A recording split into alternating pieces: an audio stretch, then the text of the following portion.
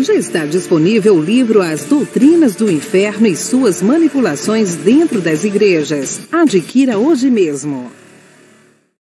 Olá, abençoados! Graça e paz, bem-vindos ao canal da Graça Pura. Inscreva-se em nosso canal hoje mesmo. Hoje nós vamos provar para vocês a quem o texto de Apocalipse se refere quando fala da grande multidão, da grande tribulação. Bom, se você não entende isso direito, vem para a graça que eu te explico. Agora é a hora da palavra. Amados, o cristianismo tradicional, como vocês sabem, mergulhou o mundo em uma falsa expectativa. Mergulhou o mundo em um falso sonho.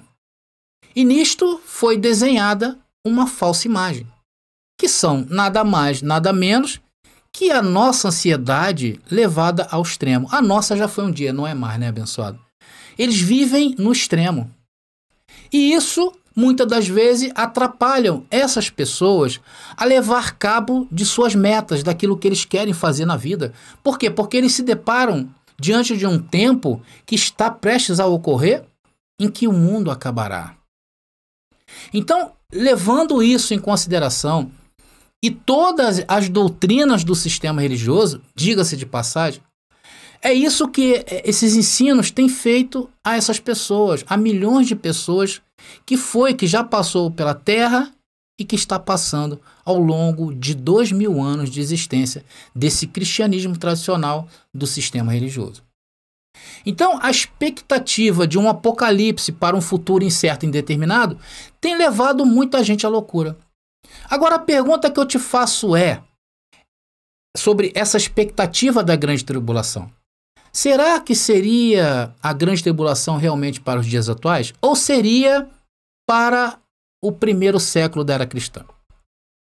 Então, se para nós aconteceu no primeiro século, então nós temos que explicar como essa grande tribulação está relacionada com a queda de Jerusalém, com a queda do templo, que aconteceu no ano 70 depois de Cristo. Então nós somos obrigados a provar isto.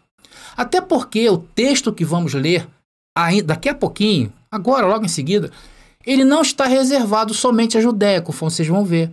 Ele está se relacionando com as coisas do mundo. E temos que entender o mundo no contexto bíblico dali. Vamos ler o texto, abençoado. Se encontra em Apocalipse, capítulo 7, versículo 9 e 10, e depois os versículos 13 e 14.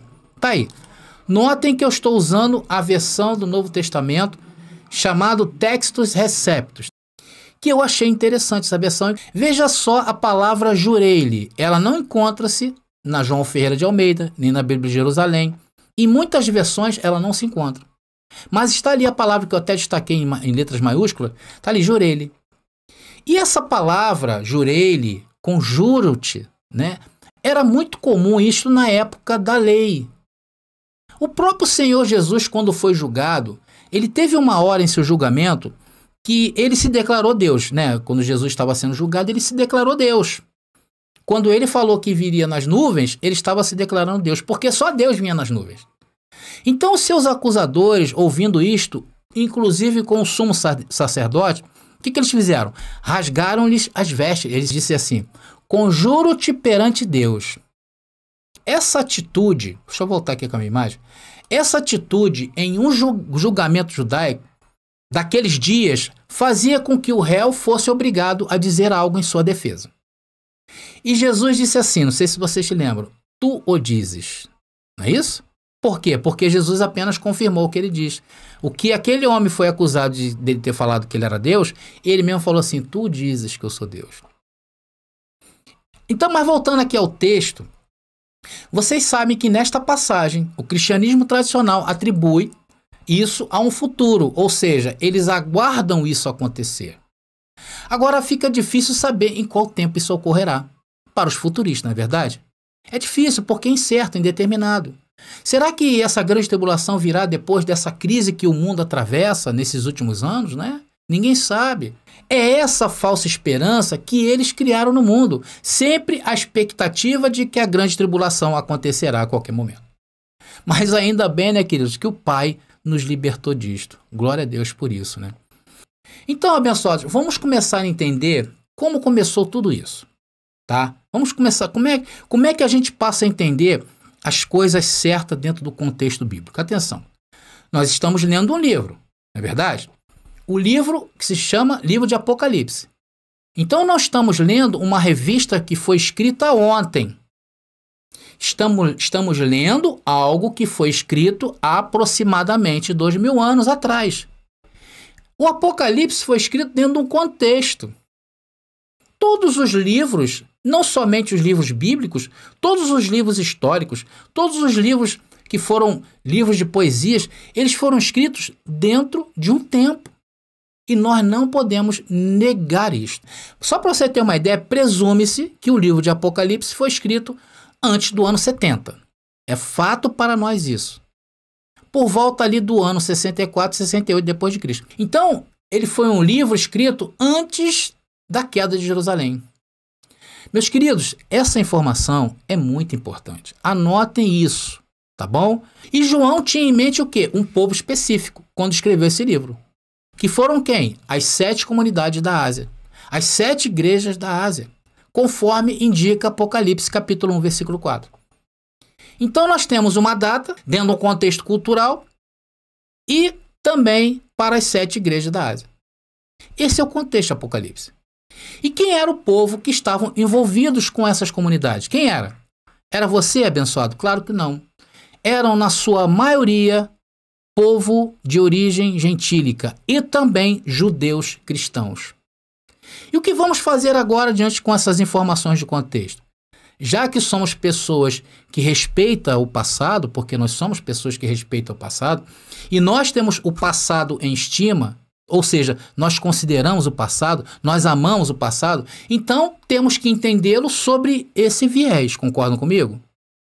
E não fazer o que o cristianismo tradicional fez, atropelou o passado para expor um futuro que nunca chegará, causando frustração ao mundo. Isso é um anacronismo.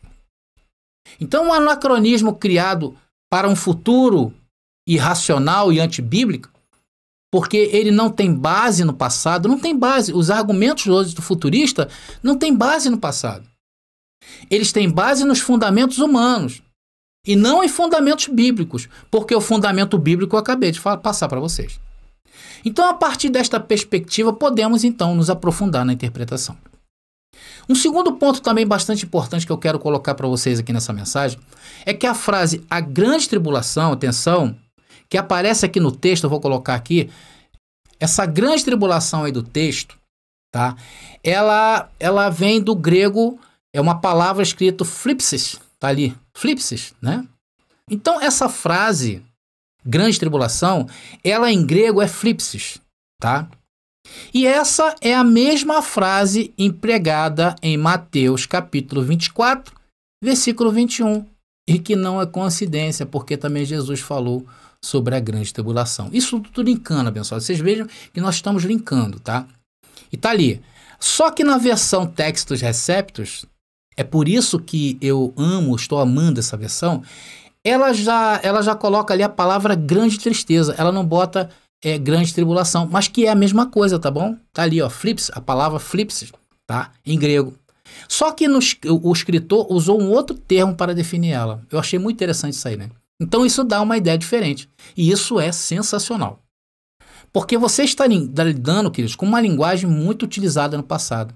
E que nos ajuda a entender as mudanças feitas nas atualizações recentes. É por isso que eu quero colocar realmente esse livro na sua mão, tá? O Novo Testamento em grego. Então vocês notam, abençoados, vocês passam a perceber que a cada atualização da Bíblia, eles vão tentando fechar o entendimento para o lado do sistema religioso, para o lado das doutrinas humanas, e não para o contexto bíblico de fato.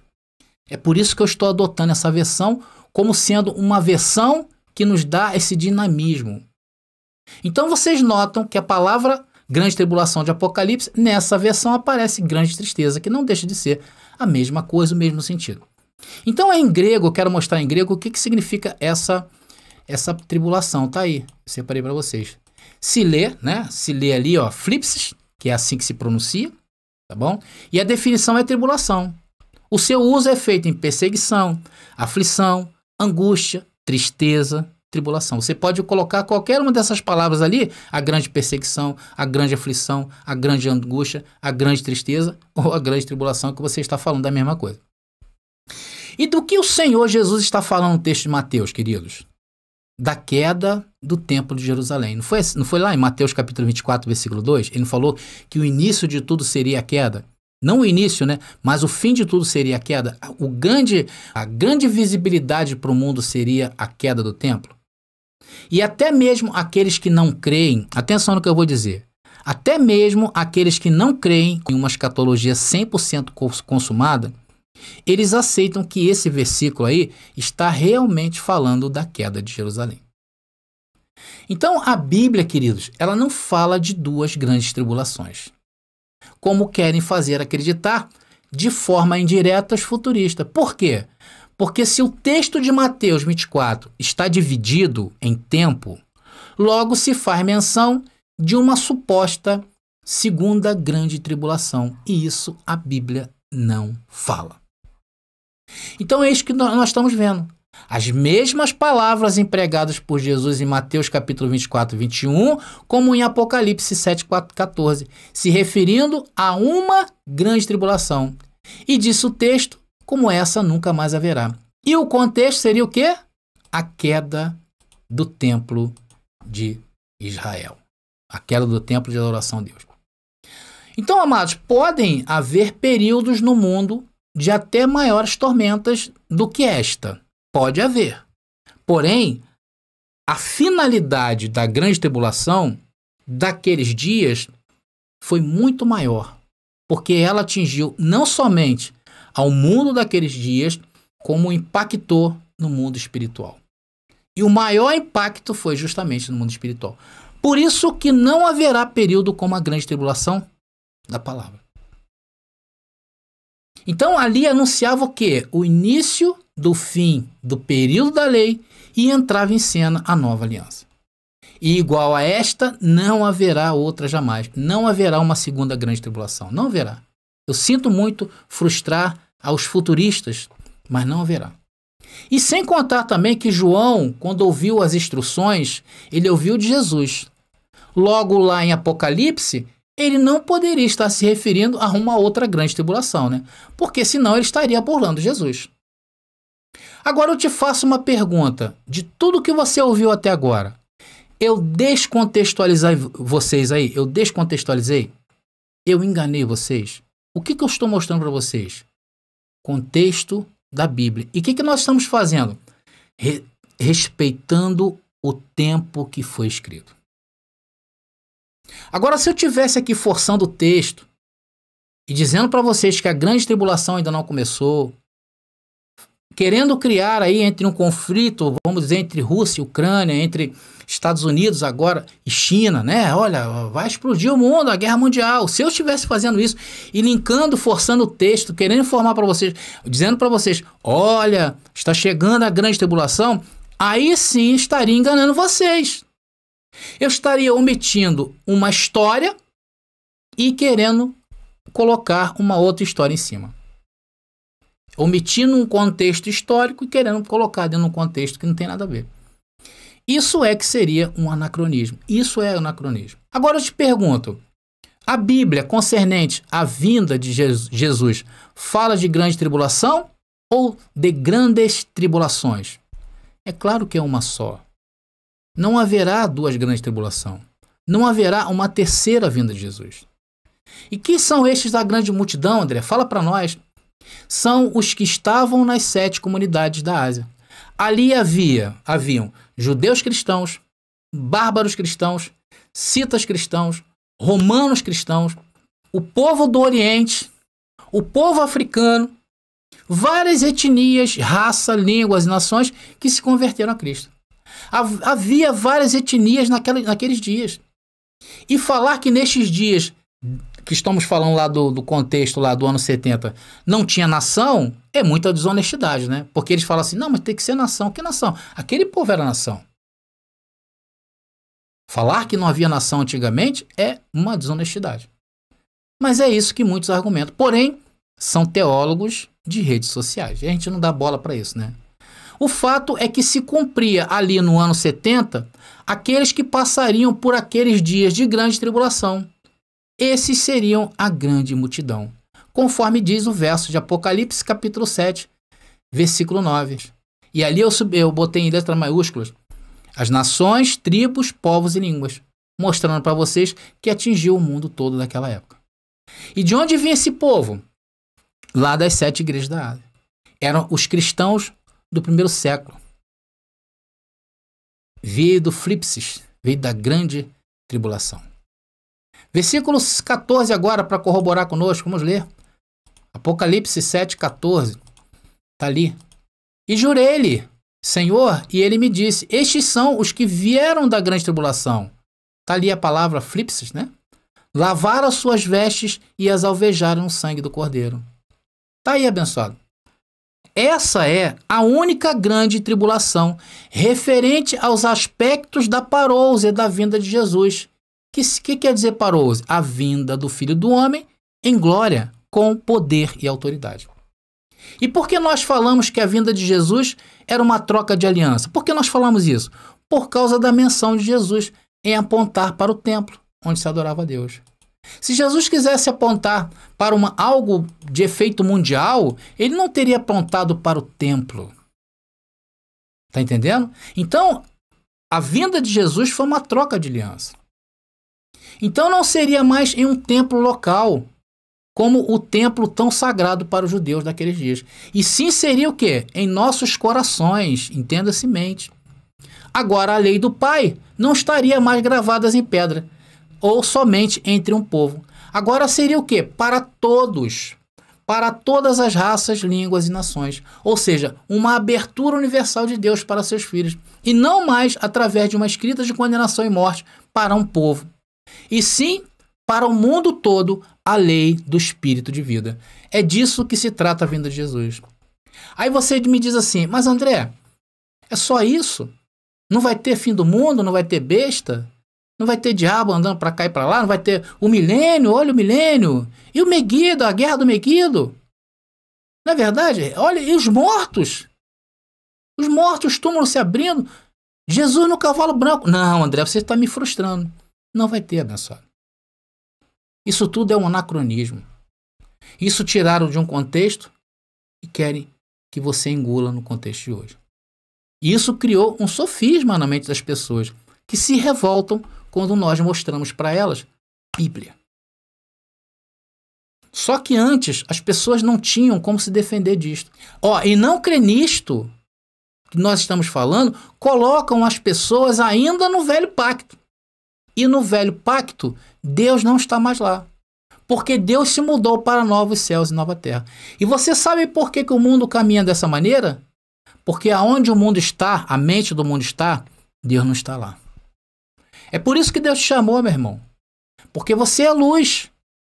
Você é luz nas trevas. Você tem conhecimento, porque conhecimento é luz. Quem está em trevas está em desconhecimento. Foi por isso que Deus te chamou, para mudar o mundo, para mostrar ao mundo o contexto, para mostrar ao mundo o anacronismo de suas religiões. Então, se a ideia de Deus era alcançar a todos antes da parousia, o evangelho foi pregado a todos. Todos quando? Naqueles dias dentro do mundo romano. Eles ouviram o evangelho de Jesus. Porque é um dos questionamentos, né? Eles falam assim, não, mas esse evangelho tem que ser pregado para o mundo todo. Mas o mundo do contexto bíblico é um mundo romano, abençoado. Olha só, é o mundo ecumene. Porque os que foram alcançados naqueles dias, os gentios e os judeus, que recusaram o judaísmo, viraram judeus cristãos, eles recusaram a lei e entenderam a obra salvífica de Cristo na cruz. Então, antes do ano 70, eles ouviram o evangelho daqueles dias para aqueles dias. O evangelho do arrependimento aos judeus e para os gentios, o evangelho da reconciliação. O evento que estamos tratando aqui não é um evento global. Foi um evento local e se deu em Jerusalém e ao mundo daqueles dias. Então, quando se fala em globalidade, quase que não sai, se referia o quê? Ao mundo romano daqueles dias. O mundo era o Império Romano. Mesma coisa quando era a Babilônia. A grande e poderosa Babilônia. Quando a Babilônia estava no poder, o mundo daqueles dias era o quê? Era o mundo babilônico. Quando era o Egito, que dominava todos, o mundo era o quê? O mundo egípcio. Assim também foi com todos eles que dominaram o mundo naqueles dias. Veja o que Paulo escreveu em Efésios 3. Depois vocês leiam. Qual o sentido Paulo teria em escrever isto, Efésios 3, se o fim não se referisse ao término da antiga aliança mosaica, com a queda de Jerusalém? E o que os cristãos do primeiro século, meu irmão, experimentaram? O que eles experimentaram? Eles experimentaram a preparação para o encontro com Cristo nas nuvens, nos ares, ou seja, em justiça. Experimentaram a comunhão através da fé em Cristo, e não somente constituída de judeus, mas também de gentios de todas as partes. Foi isso que os cristãos do primeiro século experimentaram. E aconteceu onde? Na parousia, no ano 70, quando o templo de Jerusalém veio abaixo. Ali acabou a separação, ali acabou uma era, um tempo, um mundo, uma forma de legislar, uma velha aliança. E entrou no mundo o quê? Um novo e vivo caminho, novos céus e nova terra. E o reino de Deus é onde, abençoados? É onde nós estamos hoje. E hoje nós nos encontramos vivos e sabemos que estamos vivificados no mundo espiritual, na nossa mente. E muitos nos questionam quando falamos isto. Por quê? Porque os filhos de Tomé só creem no que vê. Então o evangelho seria pregado em todo mundo. Não é isso que diz Mateus 24:14? Vamos ler, abençoado. E este evangelho do reino será pregado em toda a terra habitada. Olha aí. E ali é oicumene, tá? A palavra terra habitada é oicumene. Em testemunho a todas as nações, então soará o fim. Essa é a versão que eu estou estudando nela, Textus Receptus. Olha que maravilha. Agora vamos ver esse mesmo versículo na versão João Ferreira de Almeida, Almeida Revista e Atualizada. E veja que o texto já dá uma outra ideia. Isso é para vocês sentirem como eles mexem, né, pessoal? Tá ali, ó. Então vocês vejam como as versões que estão sendo atualizadas, elas vão ocultando as coisas, né? O que no princípio queria dizer é o mundo daqueles dias, a terra habitada, aqui já fala todo mundo. Por isso que nós devemos ter cuidado, tá bom, querido? Com a atualização. Elas são necessárias, porém muito perigosas. Principalmente quando não se explica isto que eu estou te explicando. Então, o evangelho, ele seria pregado em todo mundo, ou seja, o mundo daqueles dias. E a terra habitada daqueles dias era dentro do Império Romano. Foi por isso que Paulo disse lá em Colossenses capítulo 1, versículo 23, que esse oicumene, essa terra habitada, todos ouviram o evangelho da salvação para aqueles dias. Paulo falou, não deixei de anunciar, não é verdade? Então estas coisas é que nós chamamos de anacronismo. É retirar isso do contexto. É por isso que afirmamos que todos daqueles dias, daquela geração que Jesus falou, ouviram o evangelho de Cristo. Todo mundo daqueles dias onde tinha pessoas morando, ouviram abençoado. Vamos ver Colossenses capítulo 1, versículo 23, que eu deixei aqui para vocês. Vamos ler, tá ali, ó. Colossenses 1, 23, que diz: disse ele, perseverai na fé fundada, firme e inabalável da esperança do evangelho que ouvistes pregar para todos os edifícios, que quer dizer pessoas. Olha só a versão. Uma versão bem arcaica, né, abençoado? Que tremendo, né? Debaixo do céu. Então está aí a prova que todos naqueles dias foram alcançados pelo evangelho. Isso, amigo, é prova bíblica. Agora querem provar fora da Bíblia? Aí é um problema de cada um. Vamos ler em Lucas capítulo 21, versículo 24 ao 27, que é uma prova real de que o evangelho foi pregado a todas as nações. A todas as nações era o mundo daqueles dias. E esse texto também é muito importante, porque mostra que a queda do templo também envolvia as outras nações do mundo. E diz: e eles caem à espada e são levados cativos por todas as nações. Aí está falando do povo judeu. E Jerusalém é oprimida pelos gentios, romanos, tá? Até que os tempos dos gentios se completem. E há um sinal no sol, na lua, nas estrelas e na terra, uma unidade de nações, olha aí, letra maiúscula, maravilhados com o som do mar e das ondas, desmoralizando os homens pelo medo. E algumas versões falam desmaiando, né? E pela expectativa da aurora, pois os poderes do céu são abalados. Então eles verão o Filho do Homem vindo em uma nuvem com poder e muita glória. Então a palavra nações está envolvendo implicitamente as nações daqueles dias. Então não foi um evento só dentro de Jerusalém. Ele teve repercussão. Então foi o ecumênio que foi atingido aqueles dias. E note que nesta versão nem aparece a palavra mundo, tá bom? Há várias versões bíblicas aí que você vai encontrar aí entre 24 e 27, nesse capítulo de Lucas 21, você vai ver mundo.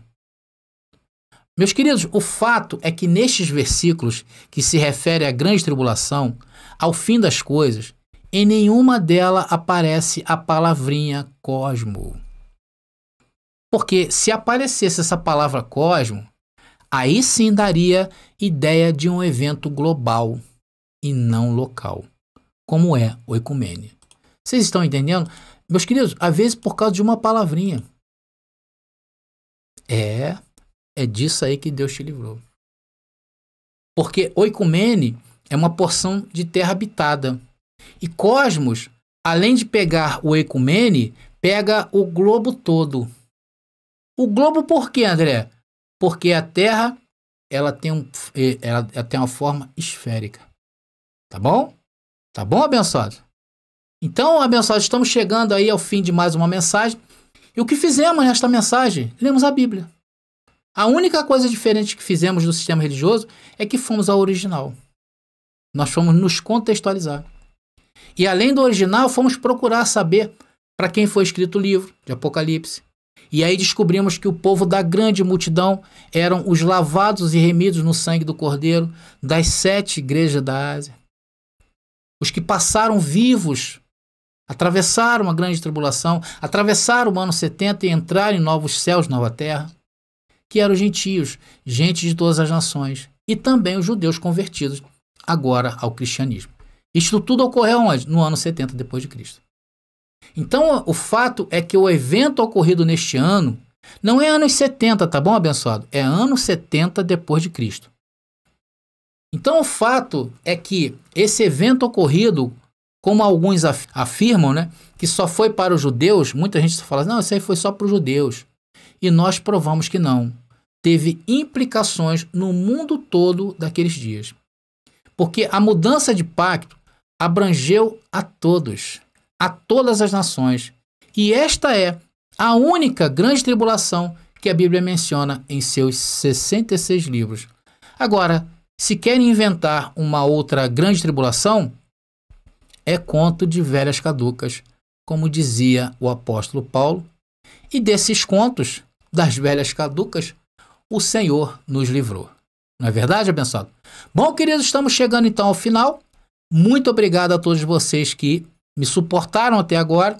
Se você não entendeu, veja novamente esse vídeo e veja de novo e não canse de ver. Graça e paz e até a próxima mensagem.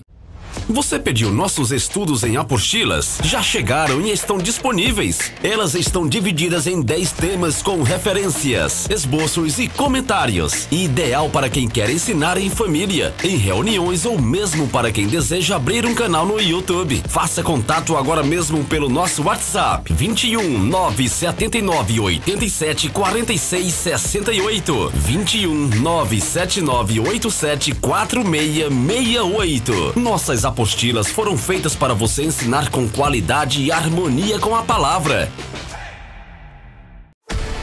Já está disponível o livro As Doutrinas do Inferno e Suas Manipulações Dentro das Igrejas. Adquira hoje mesmo.